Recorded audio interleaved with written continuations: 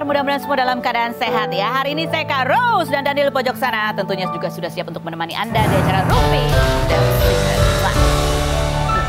Hari ini istimewa karena akhirnya gitu ya.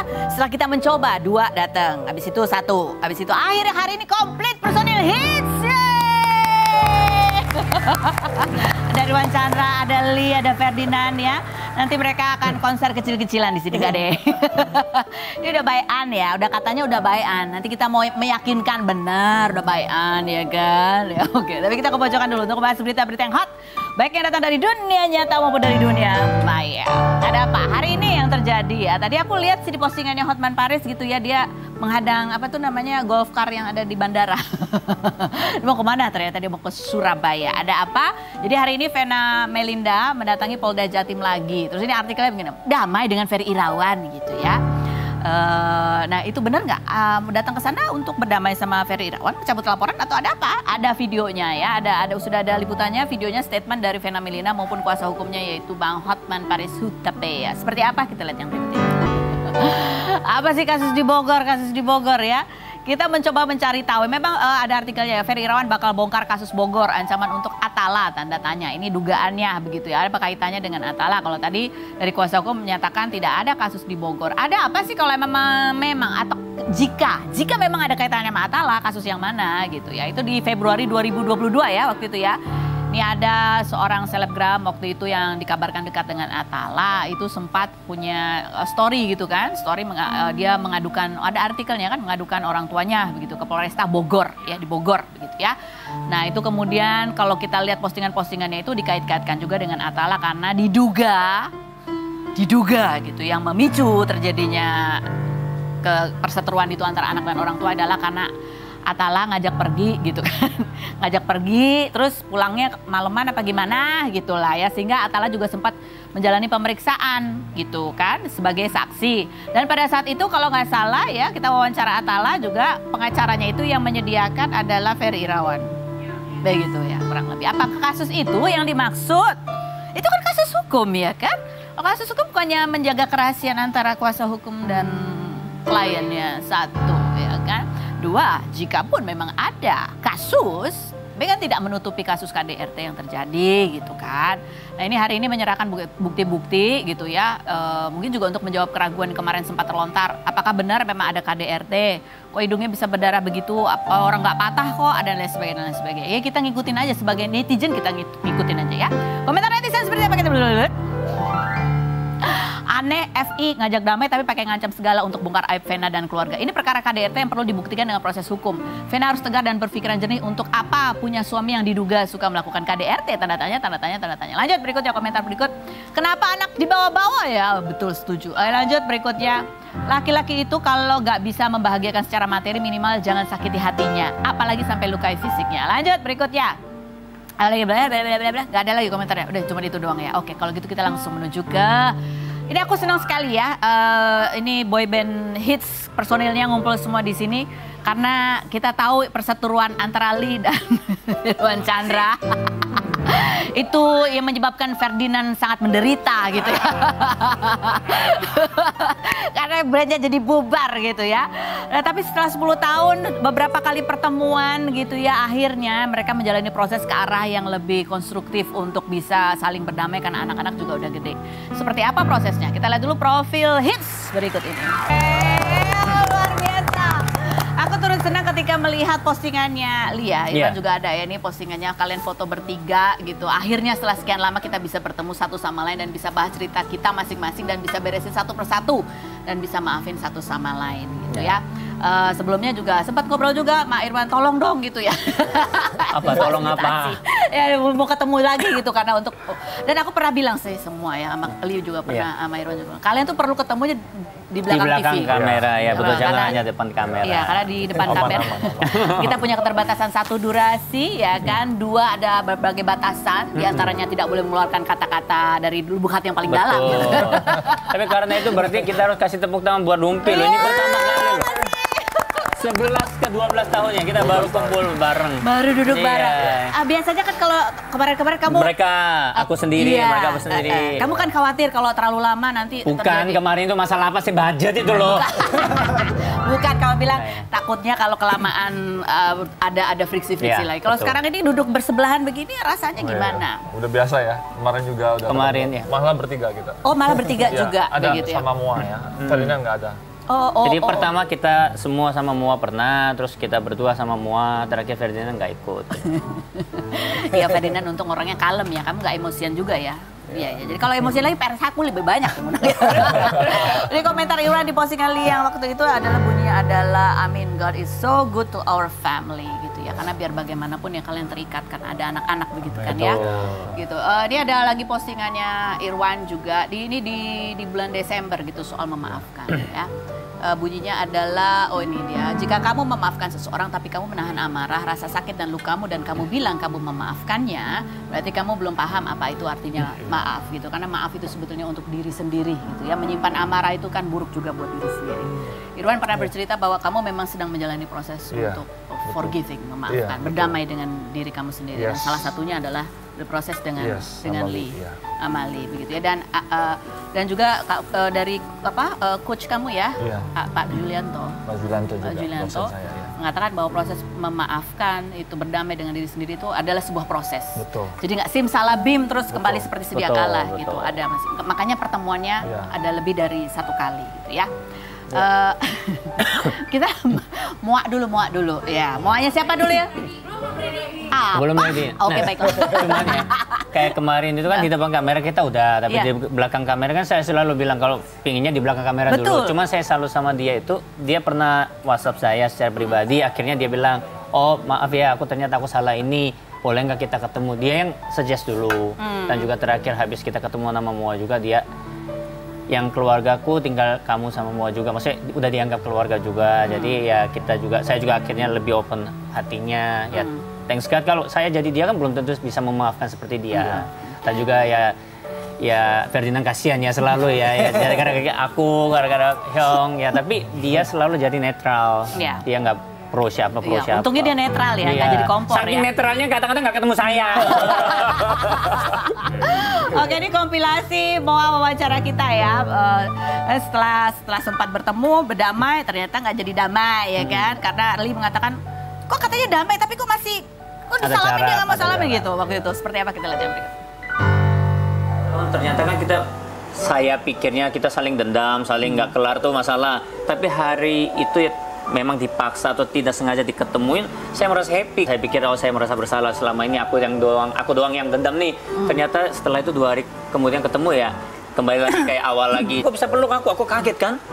Oh, berarti dia udah melupakan semua. Dan di belakang saya dengar kanan kiri, ada yang bilang mau hancurin saya lah. Apalagi kan banyak gosip-gosip yang itu saya dengar. Kenapa nggak tanya lagi sama orangnya, benar kamu ngomong? Orangnya nggak mau duduk, nggak mau diajak omong.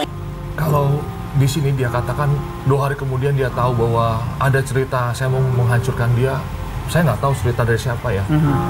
Tapi dari lubuk hati saya minta maaf dalam hati. Mungkin itu cerita zaman dulu. Sampai bilang habis peluk kemudian saya berubah merencanakan hal itu tidak benar. Salah saya tuh begitu ya, memperlakukan dia begitu dulu.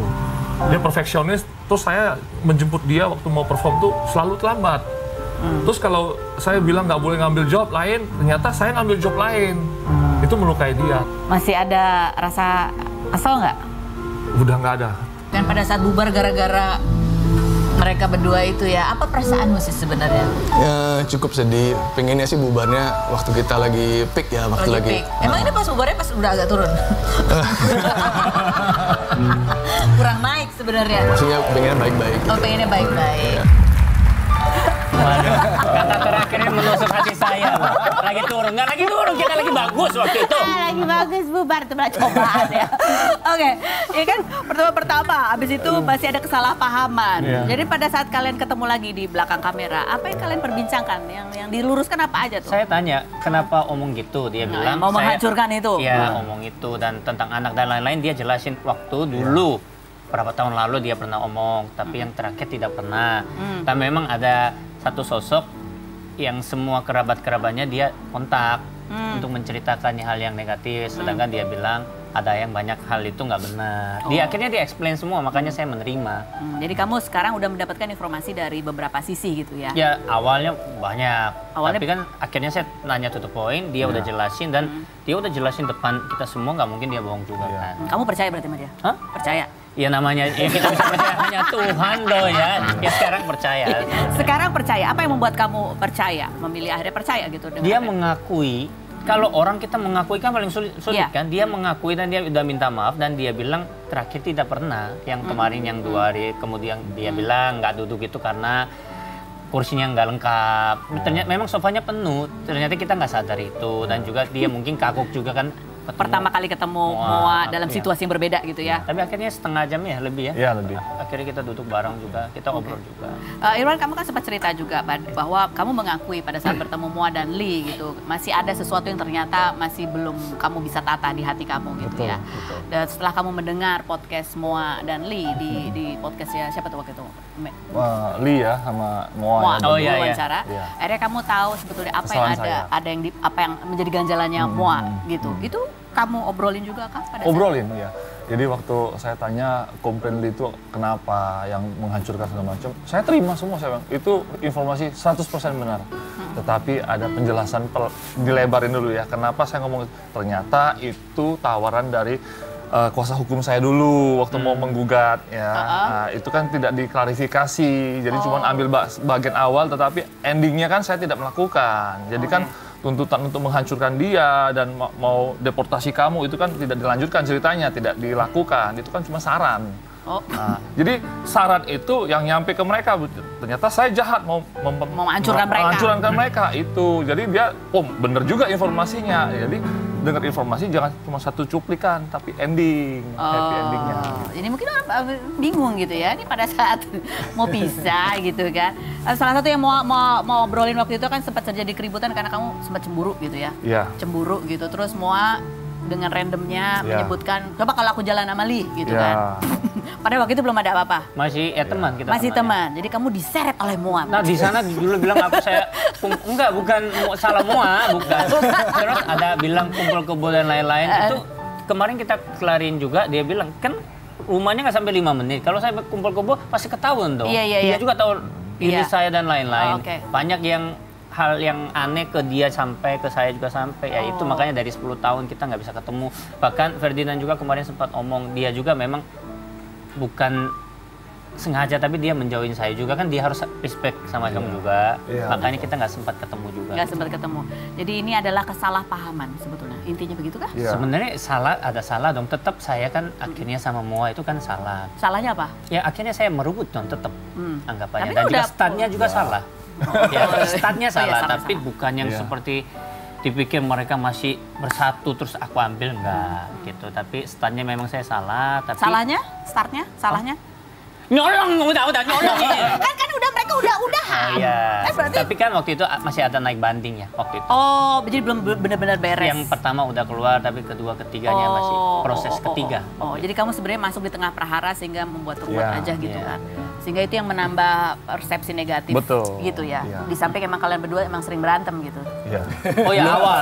Belum diklarifikasi dan belum bertemu konflik kita di boyband tuh gimana, saya bubarin kan ya kecewa lah.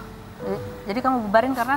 Ya karena ya saya berprasangka dan saya nggak mau ikut terlibat lagi di boyband, akhirnya saya keluar sendiri. Oh kamu keluar sendiri? Nah jadi itu yang memperkeruh band kita, bisnis kita, hubungan saya sama Lee ya kan. Karena internal keluarga dulu sebelumnya bermasalah.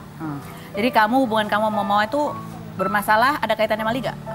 Sebelum ada Lee, sebelum ada boyband sudah ada masalah. Sudah ada masalah. Iya. Jadi terus karena dia masuk di saat yang salah aja gitu. Iya, saat yang salah. Sehingga ini makin ruwet aja gitu. Dia jadi korban juga lah. Tapi Ferdinand juga waktu itu bikin project sendiri karena mau nyanyi-nyanyi. Ada ini juga ini sebenarnya. Enggak, ini bercanda.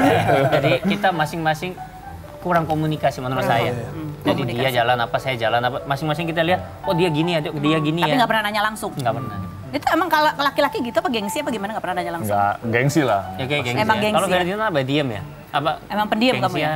Ya mikir karena saya cuma bisa nyanyi ya udah bikin project sendiri. Oh iya.